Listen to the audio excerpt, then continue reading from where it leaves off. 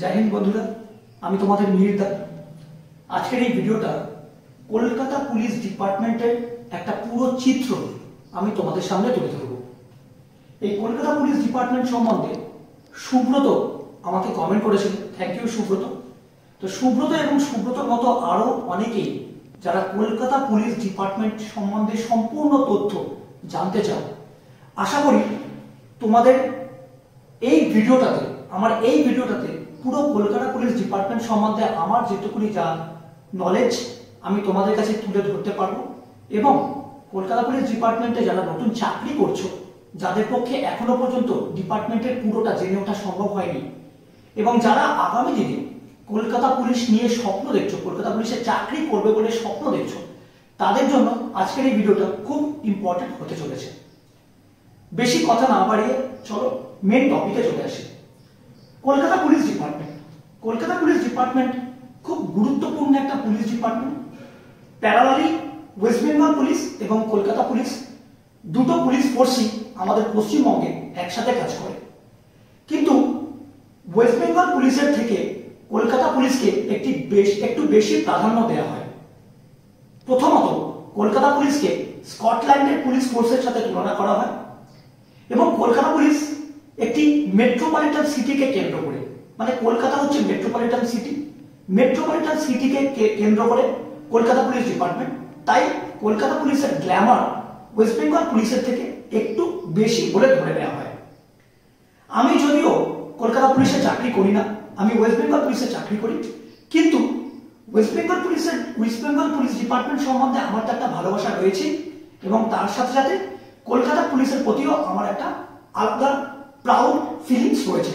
তার কারণ আমার বাড়ি কলকাতা সারাউন্ডিং জোনের মধ্যেই। আমি কলকাতা পুলিশের থেকে সমস্ত রকম প্রতিরক্ষামূলক পরিষেবা পাই। তো চলে আসো কলকাতা পুলিশ ডিপার্টমেন্টের অন্দরমহলে ঢুকি। কলকাতা পুলিশের হেডকোয়ার্টার লালবাজারে। এই কলকাতা পুলিশ ফোর্সটি 1866 এস্টাবলিশড হয়। তো এবার আমি চলে আসি, একটি ছেলে বা মেয়ে কলকাতা পুলিশে যখন চাকরি পেল, তারা ট্রেনিং এ যাবে কোথায়? কলকাতা পুলিশ ডিপার্টমেন্টের পুলিশ ট্রেনিং হাওড়াতে কলকাতা পুলিশের যে ট্রেনিং একাডেমি ইনস্টিটিউট রয়েছে, সেখানে কলকাতা পুলিশ ডিপার্টমেন্টের ট্রেনিং হয়। তো বেসিক্যালি ট্রেনিংটি 7 থেকে 9 মাস হয়। এই যে 7 থেকে 9 মাস, এই ট্রেনিং এর মধ্যে দিয়ে একটা সাধারণ আনপড়া বাড়ির ছেলে মেয়েকে পুলিশ তৈরি করার যে পদ্ধতি, এই পদ্ধতিতে সময় লাগে 7 থেকে 9 মাস। তো তোমরা ট্রেনিং এ গেলে, তোমাদের ট্রেনিং হয়ে গেল। এবার চলে আসি পোস্টিং। কলকাতা পুলিশের পোস্টিং কন্ট্রোল হয় সেন্ট্রাল রিজার্ভ অফিস থেকে, যেটা লালবাজারে অবস্থিত। এই সেন্ট্রাল রিজার্ভ অফিস থেকে কলকাতা পুলিশ ডিপার্টমেন্টে ছেলে মেয়েদের বিভিন্ন জায়গায় পোস্টিং হয়। তবে বেঙ্গল পুলিশের থেকে কলকাতা পুলিশের একটা অ্যাডভান্টেজ হলো যে কলকাতাতে তোমার যেখানেই পোস্টিং হোক না কেন, তুমি কলকাতা মেট্রোপলিটন সিটির আন্ডারেই রয়েছো, বা কলকাতা মেট্রোপলিটন সিটির মধ্যেই থাকবে। এবার আমরা চলে আসি কোন কোন ডিপার্টমেন্টে কলকাতা পুলিশের পোস্টিং হয়। তোমরা যারা কলকাতাতে রেগুলার বেসিসে আসা যাওয়া করো, বা বিভিন্ন কাজের সূত্রে কলকাতা যারা আসো, তারা হয়তো দেখে থাকবে যে বিড়লা প্ল্যানেটোরিয়াম, ভিক্টোরিয়া মেমোরিয়াল, বা নবান্ন, বা লালবাজার, এই সমস্ত জায়গায় দেখবে খাকি ড্রেস পরে কিছু ইয়াং ছেলেমেয়েরা ডিউটি করে। তো কলকাতা পুলিশ বলতে আমরা বুঝি যে হোয়াইট ইউনিফর্ম, কিন্তু যারা খাকি ইউনিফর্ম পরে ডিউটি করে তারা কি আদৌ কলকাতা পুলিশ? হ্যাঁ, তারাও কলকাতা পুলিশ, কিন্তু তারা হচ্ছে arm force, KAP, Kolkata arm police. এবার চলে আসি RF, রিজার্ভ ফোর্সের যদি তোমার পোস্টিং হয়, রিজার্ভ ফোর্সের কাজ হচ্ছে বিভিন্ন কলকাতার মধ্যে বিভিন্ন গন্ডগোল, বিভিন্ন ঝামেলা, বিভিন্ন খেলার ডিউটি, যেমন কলকাতার মধ্যে একটা বড় স্টেডিয়াম রয়েছে ইডেন গার্ডেন্স, এই সমস্ত জায়গায় যে ডিউটিগুলো হয়, এগুলো রিজার্ভ ফোর্স থেকে করে। তাহলে রিজার্ভ ফোর্সের ডিউটি বললাম। এবার চলে আসি SB, স্পেশাল ব্রাঞ্চ। কলকাতা পুলিশের মধ্যে খুব গুরুত্বপূর্ণ একটা ব্রাঞ্চ হচ্ছে স্পেশাল ব্রাঞ্চ, SB।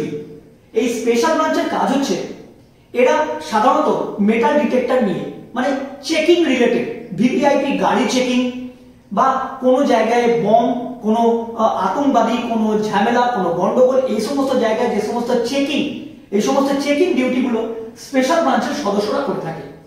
এবার ডিভিশন, কলকাতা পুলিশকে বিভিন্ন ডিভিশনে ভাগ করা হয়েছে। এই ডিভিশনে যে সমস্ত পুলিশ ফোর্স যারা আছে তারা বেসিক্যালি কলকাতার আন্ডারে যে সমস্ত থানাগুলি আছে এই থানাগুলি কন্ট্রোল করে এই ডিভিশন ফোর্স।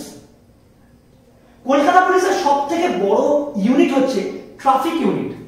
তার কারণ কলকাতা মেট্রোপলিটন সিটি হিসাবে ট্রাফিকের একটা খুব বড় পার্ট রয়েছে। তাহলে কলকাতা পুলিশের সব থেকে ভাইটাল ডিউটি হচ্ছে ট্রাফিক ডিউটি। তোমরা যারা হাওড়া থেকে কলকাতার মধ্যে ঢুকছো তারা দেখতেই পাচ্ছ হাওড়া সিটিতে যে রাস্তায় যারা ডিউটি করে তারা কলকাতা ট্রাফিক পুলিশের আন্ডারে। বা যারা শিয়ালদা থেকে কলকাতার বিভিন্ন জায়গায় কাজ করছো বা ছড়িয়ে পড়ছো তারা দেখে থাকবে রাস্তায় যে ট্রাফিক পুলিশ থাকে তারা কিন্তু কলকাতা ট্রাফিক পুলিশের আন্ডারে। এবার চলে আসি ডিডি। কলকাতা পুলিশের খুব বড় একটা ভূমিকা এই ডিডি ডিপার্টমেন্টের, ডিটেকটিভ ডিপার্টমেন্ট। ডিটেকটিভ ডিপার্টমেন্টের বেসিক্যালি কাজ হচ্ছে এরা সাইবার রিলেটেড যে ক্রাইমগুলো হয় কলকাতার মধ্যে বিভিন্ন জায়গায়, বিভিন্ন ঘুরতে বেড়াতে যাওয়ার প্লেসগুলোর মধ্যে, ধরো ময়দান, বিড়লা প্ল্যানেটোরিয়াম, এই সমস্ত যে প্লেসেসগুলোর মধ্যে মানুষ প্রচুর ভিজিট করে, এই সমস্ত জায়গায় দেখবে সাইবার রিলেটেড অনেক ক্রাইম হয়, মানে মোবাইল চুরি, ল্যাপটপ চুরি, এছাড়াও যে সমস্ত অনলাইন হ্যাকিং, এই সমস্ত যে প্রবলেমগুলো, যে সমস্যাগুলো, ডিডি ডিপার্টমেন্ট, এই ডিডি ডিপার্টমেন্ট কিন্তু লালবাজারেই রয়েছে। বেসিক্যালি আমরা ডিডি ডিপার্টমেন্টের সাথে পরিচিত, আমাদের কারণ না কারণ একবার না একবার আমাদের মোবাইল চুরি হয়। তা আমরা যে প্রেয়ারটা করি সেটা আমাদেরকে লালবাজারে করতে হয়, সেটা এই ডিডি ডিপার্টমেন্টের আন্ডারেই পড়ে। এই হলো কলকাতা পুলিশের বেসিক বিভিন্ন পার্ট, পোস্টিং এর বিভিন্ন পার্ট। আর একটা হচ্ছে কমব্যাট। কলকাতা পুলিশের মধ্যে দেখবে কমব্যাট বা কমান্ডো একটা পার্ট আছে, একটা পোস্টিং হয়। তো কমব্যাট আমি এখানে লিখতে ভুলে গেছি। কমব্যাট বা কমান্ডো এটা দেখবে বেসিক্যালি স্পেশাল ফোর্সের মতো আলাদা ইউনিফর্মে থাকে এবং এরা কমব্যাট ফোর্সের ড্রেস পরে থাকে। এরা বেসিক্যালি ভিভিআইপি, যে সমস্ত আমাদের কলকাতার আন্ডারে যে সমস্ত ভিভিআইপি পার্সন যারা আছে, নেতা মন্ত্রী যারা আছে, তাদের বাড়ির সামনে দেখবে এরা ডিউটি করে। তো এরা কমব্যাট বা কমান্ডো থেকে এরা বিলং করে। কলকাতা পুলিশের এই যে পোস্টিং যে হয়, যে ডিপার্টমেন্টগুলো, তার মধ্যে খুব গুরুত্বপূর্ণ একটা ডিপার্টমেন্ট হচ্ছে এসটিএফ। আমাকে অনেকেই প্রশ্ন করেছে কলকাতা পুলিশের এসটিএফ নিয়ে। এসটিএফ হচ্ছে স্পেশাল টাস্ক ফোর্স। তো কলকাতা পুলিশের এসটিএফ ফোর্সটা খুব ফাইনেস্ট একটা পোস্টিং হয় এবং বাছাই করা ছেলেমেয়েদেরকে এখানে পোস্টিং করা হয়। এসটিএফ এর কাজ কি বেসিক্যালি, তোমরা নিউজ পেপারে পড়ে থাকবে যে অমুক জায়গায় এত কিলো গাঁজা উদ্ধার হয়েছে, এসটিএফ এর টিম উদ্ধার করেছে, বা অমুক জায়গায় অমুক আতঙ্কবাদীদেরকে ধরা হয়েছে, এগুলো এসটিএফ এর কাজ।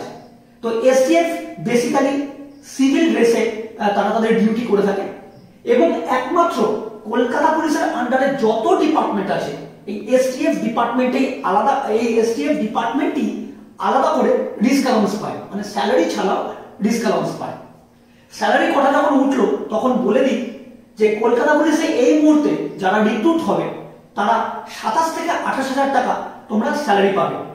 1-2,000 টাকা এদিক ওদিক মাইনাস প্লাস হতে পারে, কিন্তু এসটিএফ ফোর্সের জন্য কিন্তু আলাদা রিস্ক অ্যালাউন্স আছে, আর অন্য কোনো ফোর্সে নেই। SB, division, detective department, RF কোথাও নেই। আচ্ছা, কলকাতা পুলিশের সব থেকে বড় অ্যাডভান্টেজ, কলকাতার মধ্যে যেহেতু হাইকোর্ট, ব্যাংশাল কোর্ট বা আমাদের আরো বিভিন্ন মেট্রোপলিটন সিটি কোর্ট, হেনাতানা প্রচুর কোর্ট রয়েছে। তো আমার মনে পড়ছে না, নামটা ঠিক আমি রিকল করতে পারছি না, আমাকে অনেকেই মেসেজ করেছিলেন যে জাজ, বড় বড় জাজ, হাইকোর্টের জাজ, ব্যাংশাল কোর্টের জাজ, অ্যাডভোকেট, লয়ার, এদের সিকিউরিটি কিন্তু ম্যাক্সিমাম ক্ষেত্রে এই কলকাতা পুলিশ থেকে প্রোভাইড করা হয়। ঠিক আছে, এবার তাহলে সিকিউরিটি বা বডিগার্ড এই কলকাতা পুলিশ থেকে কিন্তু প্রোভাইড করা হয়, এটা খুব বড় একটা পার্ট। এবার চলে আসি আমি কলকাতা পুলিশে চাকরি করে, যেটা আমাদের সবার মনের মধ্যে একটা প্রশ্ন যে কলকাতা পুলিশে চাকরি করে আমি আমার ফ্যামিলিকে মেনটেন করতে পারবো কিনা। কলকাতা পুলিশে চাকরি করে ফ্যামিলিকে মেনটেন করার একটা সুবর্ণ সুযোগ রয়েছে। তার কারণ কলকাতা পুলিশের ডিউটি সারা বছর খুব এমার্জেন্সি ক্রাইসিস সিচুয়েশন ছাড়া কলকাতা পুলিশের ডিউটি 8 ঘন্টার বেশি হয় না। তুমি 8 ঘন্টা ডিউটি করে দিনের বাকি সময়টা তুমি যেখানে ইচ্ছা যেতে পারো। তুমি তোমার বাড়িতে যেতে পারো, তুমি কোথাও ঘুরতে যেতে পারো, তুমি যা ইচ্ছা করতে পারো। বিশেষ করে যারা কলকাতা সারাউন্ডিং এরিয়া থেকে বিলং করে বা কলকাতা থেকে যাদের বাড়ি 4 থেকে 5 ঘন্টা বা 6 ঘন্টার দূরত্বে, তারাও তাদের জন্য কলকাতা পুলিশের চাকরি খুব ভালো। তোমরা বাড়ির সাথে যোগাযোগ করে চাকরি করতে পারবে। এবং যারা কলকাতা থেকে একটু দূর থেকে যারা কলকাতা পুলিশে চাকরি করতে আসছো, তারা মোটামুটি সপ্তাহে 7 দিনের মধ্যে 2 দিন বাড়িতে থেকে 5 দিন ডিউটি করে তোমরা চাকরিটা করতে পারবে। এটা পরবর্তীকালে একটা আন্ডারস্ট্যান্ডিং এ চলে আসে জিনিসটা। এবং এই ডিপার্টমেন্টের ছুটি কি আছে, আমি আমার আগের ভিডিওতে ছুটির ডিটেলস দিয়েছি। ছুটি তোমরা সেম তাই পাবে, কলকাতা পুলিশেও তাই পাবে। এছাড়া তোমরা ম্যানেজও পাবে কলকাতা পুলিশ থেকে। যেহেতু বললাম 8 ঘন্টা ডিউটি, বাকি টাইমগুলো তোমরা সুন্দর ভাবে তোমরা তোমাদের ফ্যামিলির সাথে কলকাতা সারাউন্ডিং এরিয়াতে থাকলে তোমরা খুব সুন্দরভাবে তোমাদের ফ্যামিলিকে মেনটেন করতে পারবে, ম্যানেজ করতে পারবে। এবার চলে আসি ওয়েস্ট বেঙ্গল পুলিশের সাথে কলকাতা পুলিশের একটা কম্প্যারিজনে চলে আসি। ওয়েস্ট বেঙ্গল পুলিশের পোস্টিং সাধারণত পুরো অল ওভার ওয়েস্ট বেঙ্গলে হয়, কিন্তু কলকাতা পুলিশের পোস্টিং তোমাকে কলকাতার মধ্যেই যেহেতু হবে, তোমার কলকাতা ছেড়ে বাইরে কোথাও যাওয়ার কোনো প্রয়োজন পড়বে না, তোমার সেই হ্যারাসমেন্টটা হবে না। ওয়েস্ট বেঙ্গল পুলিশে তুমি এই আছো দক্ষিণ 24 পরগনায়, তোমাকে কালকে নর্থ 24 পরগনায় যেতে হতে পারে, তোমাকে কালকে পুরুলিয়া যেতে হতে পারে, দার্জিলিং যেতে হতে পারে। কিন্তু কলকাতার ক্ষেত্রে এটা নেই। শুধুমাত্র ইলেকশন ডিউটিতে কলকাতা পুলিশকে কিছু সংখ্যক পুলিশ সদস্যকে কলকাতার বাইরে যেতে হয়।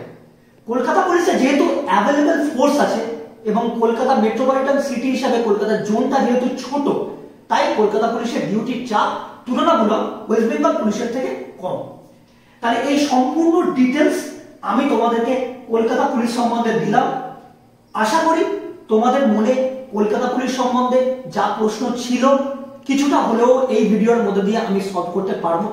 তো এই রকমই ডিপার্টমেন্ট সম্বন্ধে আরো অনেক তথ্যের জন্য অবশ্যই তোমাদের মিহিরদার পাশে থেকো এবং চ্যানেল যারা নতুন তারা অবশ্যই চ্যানেলটাকে সাবস্ক্রাইব করবে পরবর্তী ইনফরমেটিভ ভিডিও চ্যানেলে আপলোড পাওয়ার জন্য।